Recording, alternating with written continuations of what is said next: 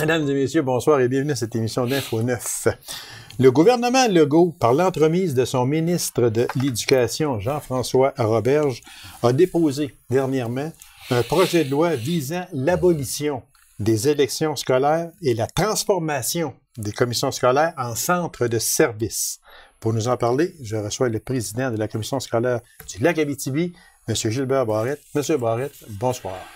Bonsoir, M. Lacasse. Monsieur, je vous ai présenté comme président de la commission scolaire du Lac-Abitibi, mais bientôt, est-ce que je vais vous présenter comme l'ex-président de la commission scolaire du Lac-Abitibi? C'est sûrement le désir d'un ministre qu'on connaît bien. Il l'a exprimé clairement, lui.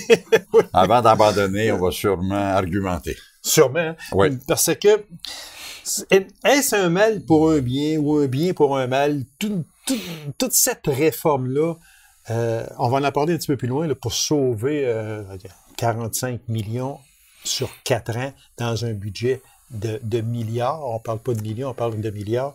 On verra tantôt là, économie de bout de chandelle qu'on peut appeler. Mais est-ce que c'est un bien pour un mal ou un mal pour un bien? Qu'on remette en question des organismes, des organisations pour l'amélioration, ça, on n'est jamais contre ça. Sauf que si on vérifie l'objectif qui est mentionné, c'est pour tenter d'aider les élèves. On nous amène des éléments qui devraient améliorer. Et quand on parle du projet éducatif, pour l'information au ministre, ça se passe déjà dans les écoles. Les décisions se prennent déjà dans les écoles. Là, je ne sais pas s'il vient de découvrir, il pense découvrir que ça peut se prendre ailleurs, là, mais il fait erreur. Ça se passe déjà dans les écoles. La vie dans l'école, les décisions qui se prennent dans les écoles, ça se prend par le directeur d'école, bien sûr, avec le support d'un conseil d'établissement. Ça se passe là actuellement. Et pour nous, c'est beaucoup plus une démarche de structure qu'une démarche de support à la réussite aux élèves. Et on serait porté à dire, on pourrait mettre le ministre au défi de nous trouver pas 25, une ou deux décisions de la commission scolaire de Lac-Abitibi ou des autres commissions scolaires du territoire qui ont été nuisibles là, aux élèves. Et il va y avoir de la difficulté à en trouver. Parce que les décisions se prennent dans les écoles, pour les élèves et aussi avec les parents. Mais quelle raison on vous donne?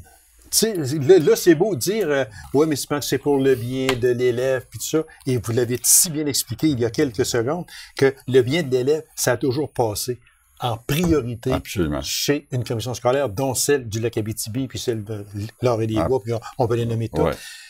Mais est-ce qu'on veut un abus de pouvoir? Je vais quasiment aller jusque-là. Ben, il y a eu au moins la franchise de le dire à un moment donné. On veut ramasser le pouvoir, c'est sûr, parce que je pense qu'à 14 reprises, il y a une concentration de pouvoir. Et quand le ministre a dit, c'est l'hiver passé, ça, que 72 gouvernements, c'est pas menable. Ça veut dire quoi, ça? Bien facilement, et ça, puis j'y prête même pas d'intention. Ça veut dire qu'il veut mener, qu'il veut centraliser, et il veut être capable de faire ce qu'il veut au niveau des directives, et au niveau aussi des orientations qu'il peut se donner au niveau du Québec en éducation. Donc, c'est une centralisation, même pas sans détour. C'est aussi clair que ça, même s'il conteste un peu qu'il veut pas la centralisation, mais quand tu prononces le mot que 72 gouvernements, c'est pas gérable, ça veut dire je veux m'organiser pour gérer. Pourtant, on a encore frais à la mémoire la réforme Barrette. Oui. La réforme Barrette, du côté du gouvernement libéral, M. Barrette, ministre de la Santé, quand il a fait sa réforme, c'était là, même on peut en juger encore aujourd'hui, ou presque, parce que c'était, sur différents points de vue, c'était bien, mais en général, ce fut un bouleversement total, puis on ne sait pas encore si l'usager s'en est remis de ça. Est-ce qu'on en vient encore à ça? On peut faire le parallèle et je suis content que vous m'apportiez ce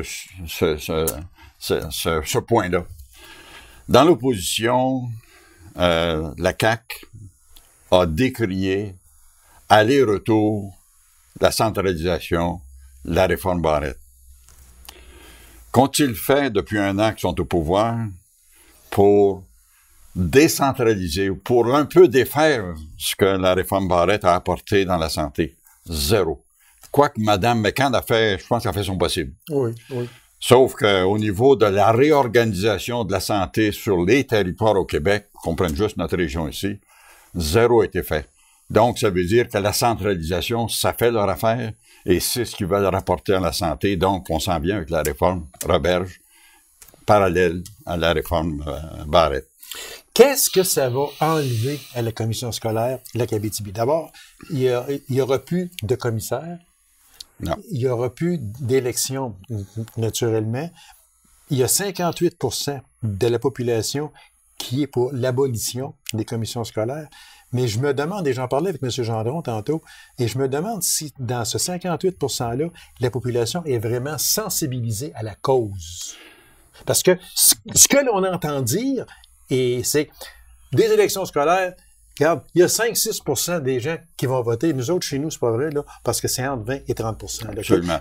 Quand on jette le chiffre 5 à 7%, on parle de la région de Montréal, de la région de Québec, dans les grands centres. C'est ça. Fait que nous autres, on n'est pas là. Mais est-ce que les gens sont vraiment informés, sont sensibilisés à cette cause-là? Non, malheureusement, pas assez. Et aussi, et ça, on peut blâmer bien du monde, là, mais quand on prend la dernière élection, en 2014, même si c'était le Parti libéral qui était au pouvoir, c'était pas plus, encore, en ce qui me concerne, c'était pas plus intelligent comme observation. On disait, s'il n'y a pas 10, 15, 20%, là, on va tout abolir ça. Fait que ça voulait dire sur les gens, ben, allez vous prononcer ou allez-y pas, ça, c'est fini. Donc, et on a investi au niveau du Québec pour promouvoir l'élection, on a investi 35 000 au niveau du Québec. Et quand on parle des élections municipales, c'est des millions qu'on met. Oui. J'ai rien contre ça, là. Je suis surtout favorable à ça. C'est clair que la question du 5%, c'est un faux fuyant, c'est pas une vraie raison. Et c'est purement un engagement, une promesse électorale qu'on veut réaliser, et sur le dos de la démocratie, sur le dos aussi de l'égalité, de la participation des femmes et des hommes au niveau d'une démocratie. Ça, c'est important, je pense, au niveau du Québec. Et aussi, quand on regarde la formation du futur conseil, c'est à se poser des questions. Parce que, oui, et sûrement, c'est une de vos questions ça, là, à venir. On en est rendu là, justement. Mais, oui, allez-y. Et le ministère et le gouvernement, à raison, vont dire qu'il faut s'occuper des enfants en difficulté. Ça, c'est correct. Oui. Puis je suis favorable à ça. J'ai passé ma vie à aider des enfants en difficulté, puis j'ai toujours aimé ça. Et surtout les parents aussi. Mais quand on regarde la formation du futur conseil, aucun parent représentant de la classe des enfants en difficulté sont sur la liste. On parle de 8 parents, mais provenant du primaire, provenant du secondaire, provenant de l'éducation des adultes, formation professionnelle, mais aucun représentant des enfants en difficulté. Quand actuellement, il y a un comité qu'on appelle le HDA pour les enfants en difficulté, il y a un représentant au conseil des commissaires pour les parents d'enfants en difficulté, et dans le futur conseil, il n'y en a pas. Donc, il faut se poser des questions. Sais-tu qu'on l'a oublié? C'est curieux quand on parle d'une priorité et qu'on oublie un élément important dans la formation du conseil. Là, on parle que les commissaires élus au suffrage universel seront remplacés par des administrateurs qui siégeront au CA. Oui. C'est quoi la différence entre aujourd'hui et demain? C'est qu'aujourd'hui, pour se faire élire, il fallait au moins déposer sa candidature, aller solliciter, je ne sais pas, 15, 20, 30, 40 signatures. C'est ça, oui. Et s'il y avait de l'opposition, ben, il y avait une élection. Donc, tu devais aller sur le territoire et faire connaître. Actuellement, c'est pas le cas. C'est les parents qui vont s'élire entre eux pour la formation de la partie parents, les 8. Ensuite, pour ce qui est de la communauté, parce qu'il y a 4 représentants de la communauté, c'est les parents qui vont choisir lesquels 4 qu'on va avoir sur le conseil. Ça, c'est une formule spéciale. Là. Je pense que normalement, il devrait y avoir au moins des collèges électoraux. Et, je sais pas, mais le municipal dit qui veut avoir sur le conseil et ainsi de suite pour les autres groupes. Et 4 employés de la commission scolaire qui vont représenter direction, les professionnels, le soutien et les autres, et aussi enseignants, bien sûr. Et ce qui est de particulier, le conseil d'administration, il faut obligatoirement que ce soit un parent qui soit président ou vice-président. Ça peut pas être quelqu'un de la communauté. Et c'est bien sûr non plus ni d'employés, ça c'est normal. Donc, on décrète d'avance qu'ils n'auront pas le loisir d'élire qui vont vouloir autour de la table, sauf qu'il faut que ce soit un parent. Je n'ai rien contre les parents, j'ai passé ma vie à travailler avec les parents, j'ai eu du plaisir, un grand plaisir. Et aussi, ce qui est de très particulier, c'est que le porte-parole de ce conseil, ça va être la direction générale et c'est identifié. Ça chatouille un peu? Beaucoup, parce que il me semble qu'un conseil d'administration qui se respecte, c'est soit le président ou le vice-président ou la vice-présidente qui parle au nom de. Mais voyez-vous, le risque de problème, c'est que la direction générale, qui est un employé, va être le porte-parole du conseil. Et il risque à un moment donné d'avoir un différend entre ce que le conseil souhaite et ce que le ministre souhaite. Et la direction générale, ben l'employé du conseil, techniquement, en tous les cas, mais il va recevoir ses directives du ministre. Donc, vous voyez le dilemme potentiel et c'est inquiétant parce que j'ai rencontré plusieurs directeurs généraux puis ça les inquiète beaucoup. Quand on regarde le tableau qui s'en vient, versus le tableau, j'en vais toujours au ministère de la Santé, c'est un peu blanc-bonnet pour bonnet blanc, là, si on peut s'exprimer ainsi. Même si le ministre se torture à dire que c'est pas possible, mais quand on regarde les possibilités de pouvoir qui se donnent, les possibilités d'influence, et on fait juste regarder, là, la loi n'est pas passée, puis actuellement, les directives nous arrivent quasiment à tous les mois. Exemple, le 40 minutes de plus en récréation. On n'a rien contre ça, faut que les jeunes sortent plus de temps. Mais s'il y avait eu un minimum de consultation, peut-être on aurait pu convenir entre 10 et 40 minutes de plus, et pour favoriser, bien sûr, que les jeunes fassent de l'exercice. Et aussi pour s'ajuster avec les possibilités de transport et tout ça. D'autres directives qui est clair que c'est une centralisation, les besoins maintenant vont être déterminés par le ministre, et ça a été indiqué. Et aussi toute la concentration, les achats regroupés. Les petits fournisseurs locaux, là, ils risquent d'avoir de la difficulté à être capables d'entrer. Ça va venir d'en haut, et ça, c'est annoncé, ça, là. Donc, la centralisation, ça sent à plein nez. Fait qu'on s'accapare du pouvoir, on enlève du pouvoir aux personnes en place qui font un travail extraordinaire, j'en suis persuadé. Les parents qui siègent là-dessus, moi, bravo, puis à tous ceux qui, de près ou de loin, siègent, puis travaillent en collaboration pour une commission scolaire. Mais là, c'est fini. C'est fini. Fait que là, on va aller recevoir nos ordres directement de la haute direction qui s'appelle Québec. Et quand vous parlez des parents, on a parlé rapidement tantôt, vous revenez là-dessus avec raison, les parents sont inquiets. Ben oui, vous avez vu, il y en a qui ont sorti en fin de semaine d'inquiétude en termes de disponibilité. Parce que, par définition, si tes parents, à un moment donné, tu as des devoirs à la maison, tu as le bain à donner, et la cloche du dodo arrive là. Donc, c'est très exigeant de la part des parents. Actuellement, c'est sûr qu'il y en a des parents qui contribuent. Et la formation des conseils d'établissement dans les écoles, à plusieurs reprises, c'est pas facile parce que les gens sont pas toujours disponibles. Et c'est pas de leur faute, là. Mais il reste qu'on exige encore plus. Une chose que j'ai, parce qu'il reste à peine 2 minutes, Monsieur Gilbert, des élections différentes pour les Anglos. Les Franco, les parents et les membres de la communauté seront élus par les parents et les élèves des conseils d'établissement des écoles pour siéger sur le CA des centres de services scolaires. Du côté des Anglos, les parents et membres seront plutôt élus au suffrage universel, comme c'est le cas actuellement. Est-ce que c'est un recul? C'est un recul pour nous. Oui, C'est un exactement, recul. oui. Oui, et c'est pour ça, pourquoi avoir deux classes de Mais c'est citoyens? ça. On vote à une place, puis à l'autre vote, Absolument, à l'autre, on vote pas. C'est purement politique. On veut essayer de s'éviter parce qu'on sentait que une contestation légale s'en vient. Oui. Donc, on a voulu de sauver la chèvre et le chou là-dedans. Mais je n'irai pas revenir tantôt sur un sujet concernant les économies potentielles. Oui, exactement. Je les ai ici. Très vitement, 1 minute seulement. 45 millions sur 4 ans, sur un budget de plus de 1 milliard. Si on se fait l'évaluation financière qu'ils ont faite pour les maternelles 4 ans versus la réalité, 120 000 puis on est rendu à 800 000. 800 000, oui. On peut repasser pour l'économie de 45 millions, juste changer le nom des établissements, tout ce qui vient avec, papeterie, enseigne, tout ce que vous voulez, ça va friser le 50 millions. Donc, on peut repasser.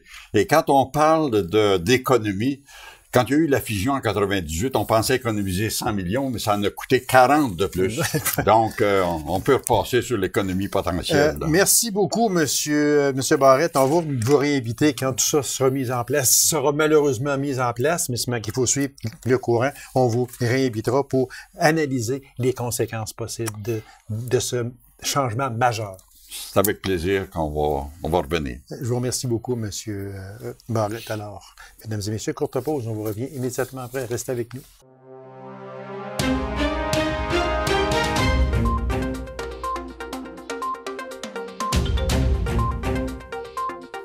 De nouveaux actes pourront être faits par les pharmaciennes et pharmaciens, selon la ministre de la Santé, Mme Danielle McCann. Alors, pour nous en parler, je reçois Mme Sylvie Larouche, pharmacienne de la pharmacie Uniprix de la Sarre. Mme Sylvie, bonsoir. Bonsoir. Mme Sylvie, il faut faire attention, justement, parce que j'ai bien dit dans mon intro, pourront être faits par, OK? Parce que c'est un projet de loi. Il faut faire attention à ça. Comme je disais, arrivez pas à la pharmacie demain puis dire, oui, j'ai pris ça, puis garde, peux-tu me faire ça? Là? Exactement. C'est en prévention, c'est en prévision aussi de ce qui pourrait arriver. Alors, c'est pour ça que, parce qu'il y a des choses qui pourront changer aussi peut-être dans ça. Il n'y a rien de couler dans le béton, comme on dit. Quand on parle de projet de loi, on sait ce que ça veut dire avec le gouvernement. Il y a encore oui, c'est pas mal écrit, c'est pas mal ce qu'on voudrait. Il y a des choses qui pourraient changer. Ouais, voilà. C'est ça, il venait de dire que vous voudriez faire pour alléger le système de santé, alléger les GMF, les urgences, peu importe, pour désengorger un peu tout ça. Là. Oui, exactement. Prescrire et administrer des vaccins pour les 6 ans et plus. Ça c'est encore... Ça, je pense que ça a été parlé. Ça fait longtemps qu'on en parle de ça, mais c'est dans le projet de loi. Oui, parce qu'on est les seuls au Québec, à date, les pharmaciens. C'est établi dans le reste du Canada. Ah, okay. Les pharmaciens ont déjà la possibilité de le faire. Faut dire qu'on ne fera pas ça de façon comme ça. Même demain matin, le projet doit être accepté. Je peux pas faire ça tout de suite parce que j'ai de la formation à avoir. Ouais. C'est pas dans mes tâches que j'ai appris à l'université. Donc, il va falloir vraiment suivre les formations, un peu comme les infirmières le font déjà. Et c'est pas nécessairement pour remplacer ce que les infirmières ou les CLSC font déjà.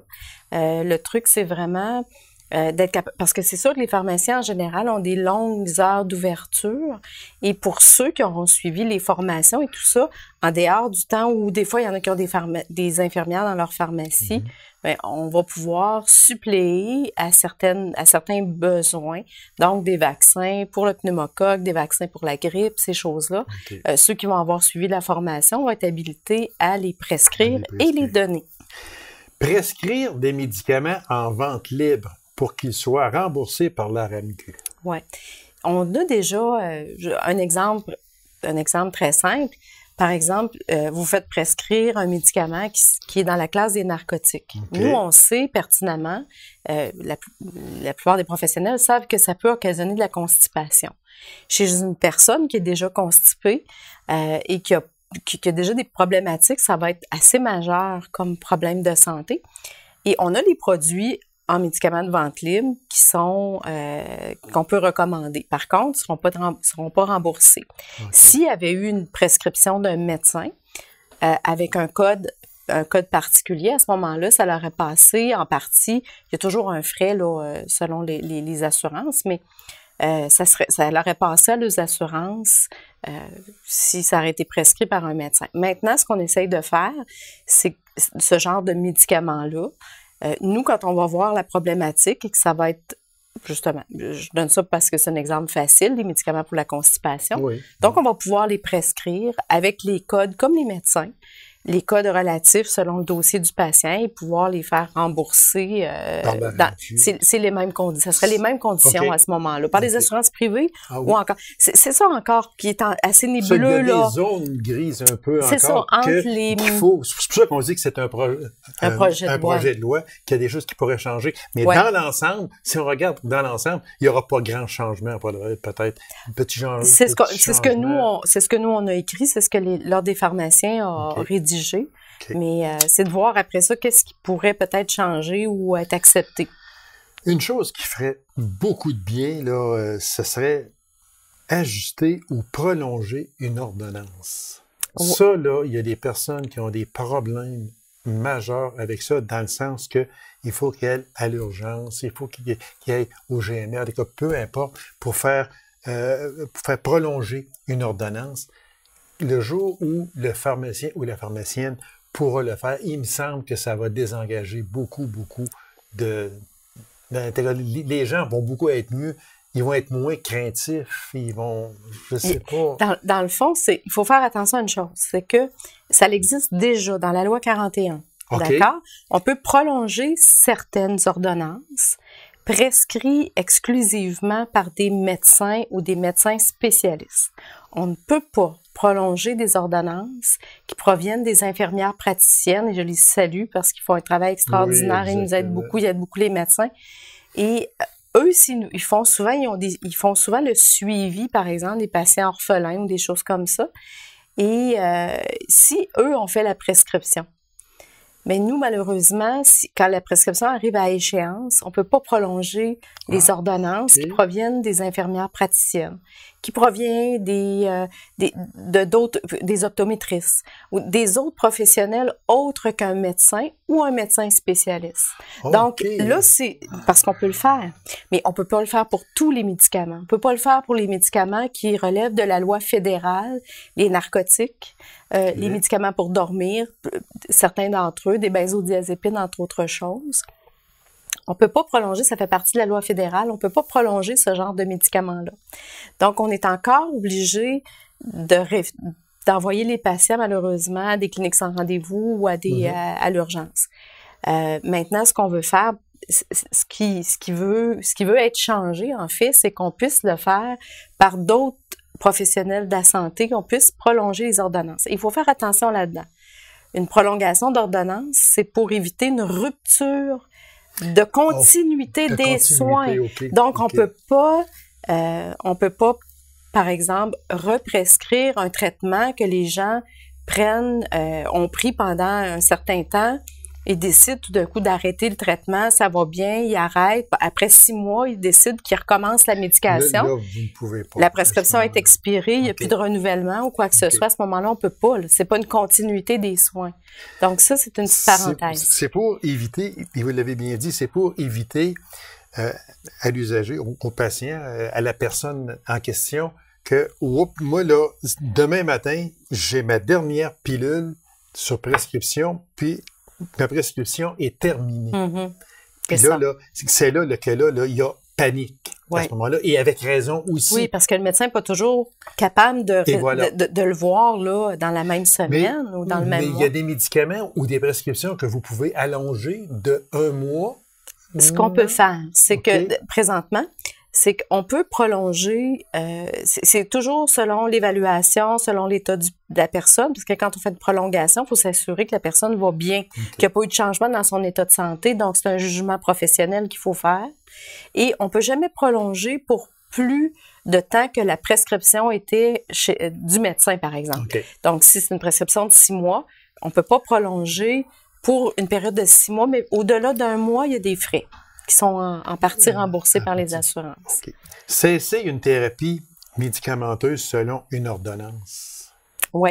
C'est que, un exemple, c'est justement quelqu'un qui avait eu des prescriptions, justement, un médicament pour dormir, par exemple, et parce qu'il y a eu le décès du conjoint ou des bons. Et par la suite, après 1 an ou 6 mois ou ces choses-là, la personne dit, écoute, moi, là, je voudrais me débarrasser de ce médicament-là. Donc, ce qu'on va faire, c'est que on va pouvoir discuter avec le médecin et pouvoir prendre en charge le patient pour pouvoir diminuer ce médicament-là graduellement et faire des suivis. Okay. Donc, c'est des choses comme ça, être capable de juger quel médicament pourrait être diminué ou cessé selon l'état des patients. Et un dernier, prescrire et interpréter des analyses de laboratoire. Oui, on en fait déjà dans notre loi 41. Par contre, ça va être des nouvelles... on peut pas prescrire des choses pour établir un diagnostic, par exemple. Ça reste toujours la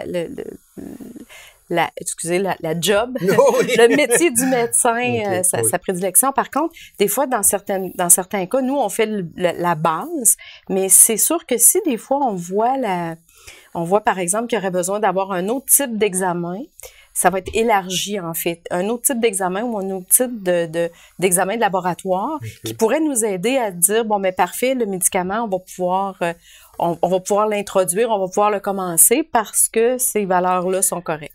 Est-ce que pour les pharmaciens et pharmaciennes, ça veut dire plus de travail? Et puis, est-ce que c'est bien reçu dans les pharmacies?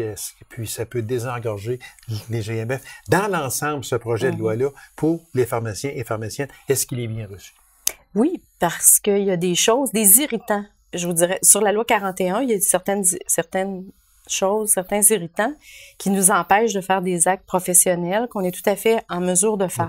C'est sûr qu'au niveau du temps, ça devient un petit peu compliqué parce qu'on sait que quand on a des nouvelles tâches, ça nous prend du temps pour le faire parce qu'on peut pas le faire sur le coin du comptoir rapidement, dire « Oh oui, fais ci, fais ça, on va faire ça, on va faire ça. » Non, là, c'est un manque de professionnalisme. Donc, il faut avoir le temps et les effectifs et bon, on est en pénurie, nous aussi, là, en pharmacie, là. Donc, mais c'est des belles choses, c'est des choses, ça veut dire que la population nous fait confiance. Ça veut dire que, oui, en général, la population est très heureuse de ça, de ce qu'on fait déjà, entre autres choses.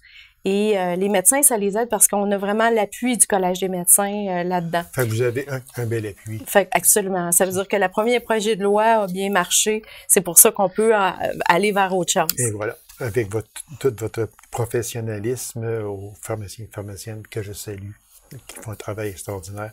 Ben là, on vous souhaite que ce projet de loi-là voit le jour pour justement, encore une fois, aider le plus possible de personnes qui, malheureusement, n'ont pas de médecin de famille. Encore, ils sont nombreux. Exactement. Et puis, ces personnes-là, bien là, vous leur venez en aide, puis bravo à vous autres. Bravo aux pharmaciens et pharmaciennes. Merci beaucoup. C'est moi qui vous remercie. Alors, mesdames et messieurs, merci d'avoir été là. On en a une prochaine émission d'Info 9. Au revoir.